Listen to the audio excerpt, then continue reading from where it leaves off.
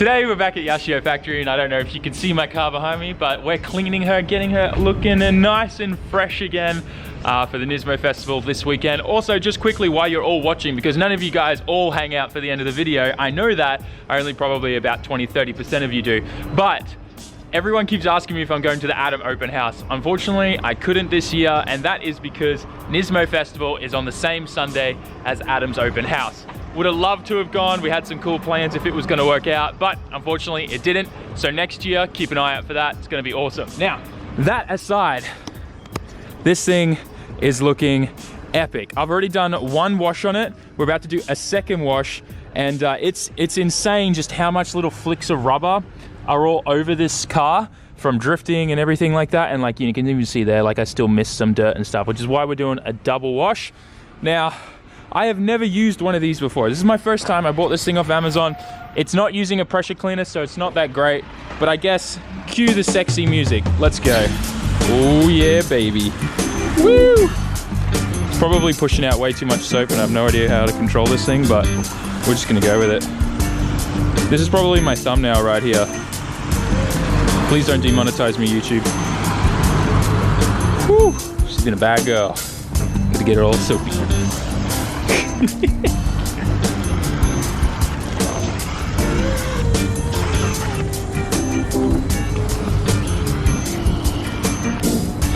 This is so satisfying, although I wish I had a pressure cleaner one that I didn't have to hold so close. Oh my lord, that thing just used like the entire bottle of soap. Yeah, I need to figure out the settings for this for sure.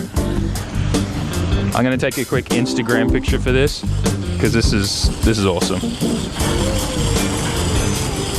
Just look at that shot right there. Hopefully I don't get demonetized for this. Hopefully Susan approves of this.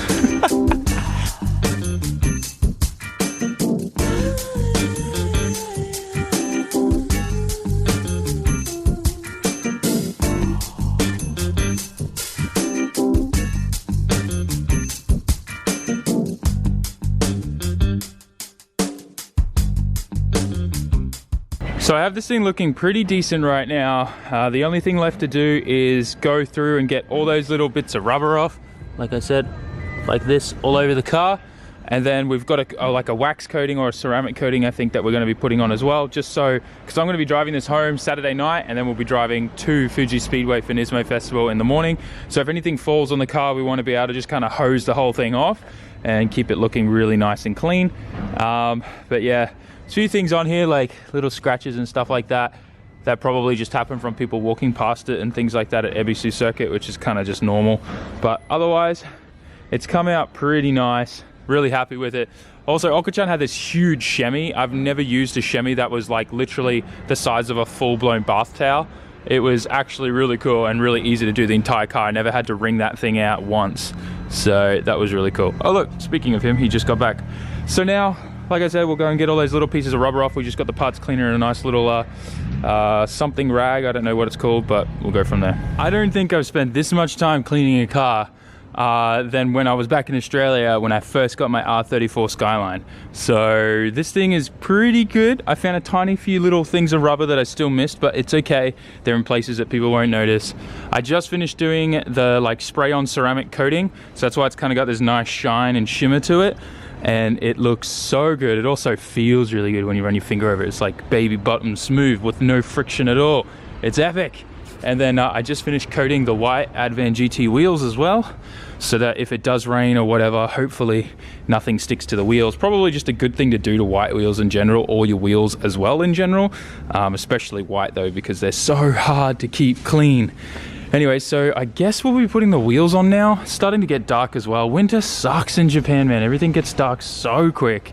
But this thing is really looking amazing, and I'm really happy with it. Yeah, it's about to hit 4 o'clock, so that's kind of about right.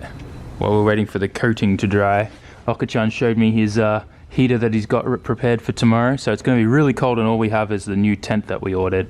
And this is a very typical like kerosene heater in Japan. It also heats up the top. so that you can have a kettle on there and boil water to then have instant ramen, which he just bought an abundance of.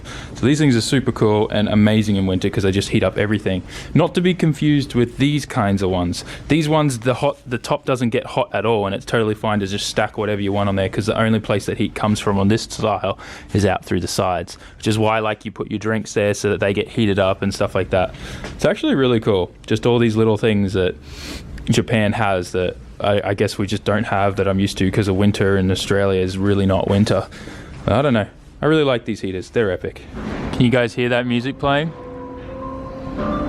That gets played like all over Japan at 5 p.m. Isn't that cool? It's kind of like a school bell to let everyone know it's time to finish work. Anyways, thank you very much, by the way, to everyone who messaged me and told me to not forget putting this back on. So I'm going to do that now. The car is looking amazing. We're about to bring it in for an alignment soon, and while we're doing that, we're also going to obviously put the new wheels on. But far out, this thing looks incredible. I'm just trying not to look at the roof, because you can definitely see a few things funky going on with the roof from the bonnet hitting it, but it's okay. Anyways, let's get this mount on, and I'll show you what that's all about and how that kind of, you'll see what I mean. So I just finished bolting this bracket back on, and as you can see, it bolts to the top of the head there and then supports the back of the turbo where the exhaust flange is, and that just kind of helps things from moving and twisting and tries to prevent the manifold from cracking and stuff like that. So it's a pretty important part. And if you guys know, SRs do move quite a fair bit. Even though I've got the Nismo engine mounts, it does still try to jolt and move around, which is why previously the car actually had a torque dampener, and that's where the torque dampener will bolt to, but we need to raise that up and make a bit more of a different bracket for it, because the old bracket actually tore and split. But I took the torque dampener off to see if that took any vibration out of the chassis coming from the engine, but I'm pretty sure it was just because of the Nismo engine mounts at the end of the day. Let's see, do I still have that bracket here? No, I put it over here. I'll show you guys. It like completely tore, so we're gonna make a bracket with a lot more thicker steel. It's hard to see, but there's actually like a split there in the join here, and then there's even a tear in this corner here, all the way through the middle there. Hang on, let me show you. If I twist this, it'll really become obvious. There you go. You can see it there now. Huge tear there. Crack just split right open from the engine torque. And that's actually already a pretty thick bracket. So we're gonna make one that's got kind of like a gusset in there to just support it. And then that'll bolt into that and we'll be good to go. Put Oko-chan's tools back. Waiting for this car to get off the hoist, and then we'll align and put the new wheels on. There's an engine being built where normally I would sit, and you might be wondering why on earth is this here when the workshop's all the way over there. And that's because there's a heater there and a heater there, so you're able to kind of control the temperature in this part of the workshop. So they try to get this, you know, at room temperature-ish, like around 18 to 20 degrees, so that when they build this, the tolerances are all correct. You know, if you were to build the engine just out in the workshop and it was a really cold winter's day, that will mess with your tolerances, and then when the engine starts to heat up and warm up and stuff like that, they're going to be much tighter than they're supposed to be. So kind of interesting how they do things here and like get around things like that. Just a heater on either side in the back part of the workshop. And it's funny because like Oko-chan has like a little thermometer and he checks it before they start working on it, so pretty interesting. So Fukusawa-san, you probably heard this engine revving in the background before. He just finished putting this whole thing back together. They took the engine out, replaced every single vacuum line, silicon hose line, new injectors, the R35 GTR injector kit. It's getting Oko-chan setting as well. Thing is gonna be running mint. Literally the whole engine came out. They may have actually overhauled the engine too. Wait, yes, it was the engine that was on the stand over here. So yes, that was rebuilt, which explains also why he's doing a run-in. And I forgot to say, this is actually going to be a 2.1 HKS Stroked SR20. It's the brand new shiny crank there. It's a Stroked 2.1 litre. It's going to be very interesting what 2.1 feels like. Feels so weird getting in this thing and starting her up. It's been a while. Gonna put this thing on the hoist. Just gonna get her alignment. Everything's gonna be all a-okay. Get those wheels put on too.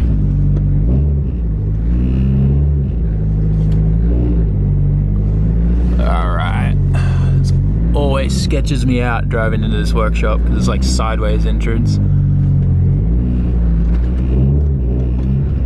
I think we're pretty even on the hoist. I think we did a pretty good job. We'll leave it here for now. Let's see what this thing looks like before I wheel. Let's go.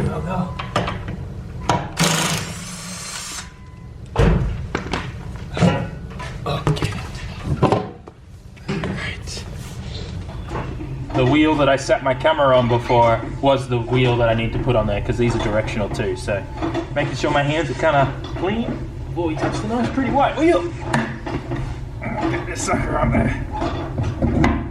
Whoa, that looks good. Really good actually. That looks so good. I can't wait to see it on the ground. And Fukuzawa-san, he's got to adjust. Oh, taking the spacers off.